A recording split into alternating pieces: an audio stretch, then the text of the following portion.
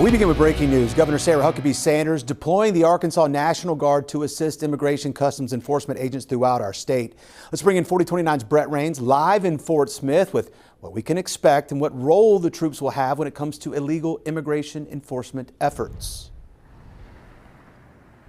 Well, a total of 40 National Guard members are being deployed to assist ICE agents, and half of them will be stationed here in Fort Smith and in Northwest Arkansas. Governor Sarah Huckabee Sanders is calling on the National Guard to assist ICE agents with immigration enforcement efforts throughout Arkansas. Out of the 40 Guard members that are being deployed, 10 are being assigned in Fort Smith and 10 are being assigned in Fayetteville. The rest will be stationed out of the Little Rock area.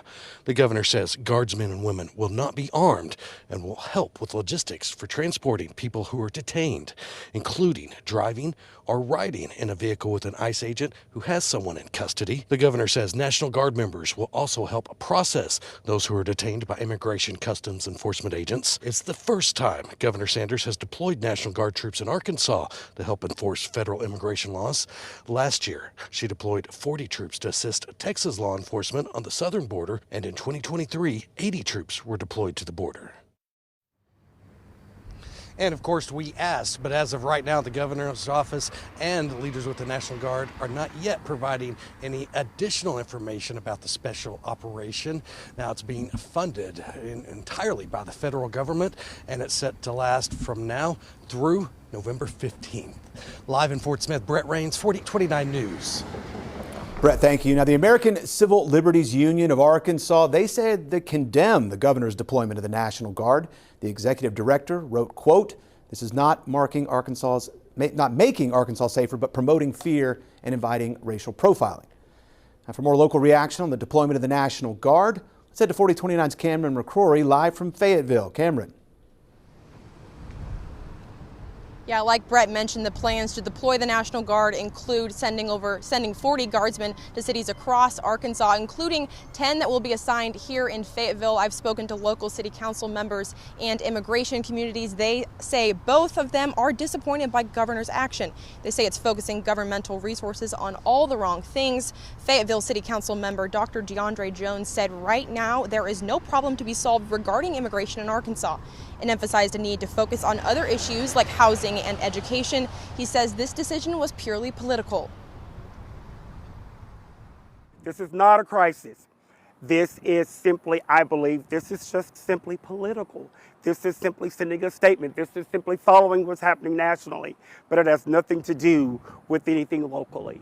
It's disappointing and disheartening to know that she's not listening to the people of Arkansas. More, it seems like she's listening to a particular political party and following an agenda, a false agenda that doesn't correlate with what's happening in Northwest Arkansas or anywhere in Arkansas. And we've reached out to the Immigration and Customs Enforcement Office regarding a comment on this decision, but we have not yet heard back. Live in Fayetteville, Cameron McCrory, 4029 News. Cameron, thank you.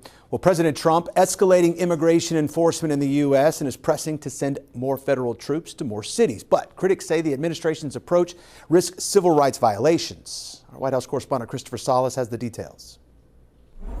President Donald Trump is leaning on the bully pulpit to pressure Democratic cities to accept the National Guard to combat crime. He posted this video on social media. Take a listen. We cannot allow a depraved criminal element of violent repeat offenders to continue spreading destruction and death throughout our country.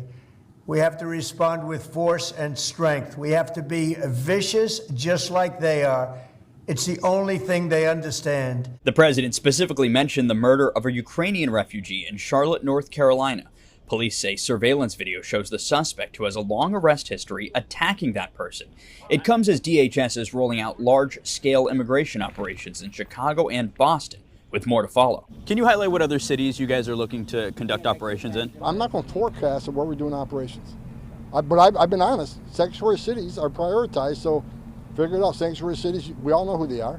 You're going to see an increase in ICE enforcement in those cities. The Supreme Court on Monday cleared the way for ICE roving patrols in Los Angeles, giving agents broad discretion to stop and question people, even U.S. citizens, based on appearance, language, or location.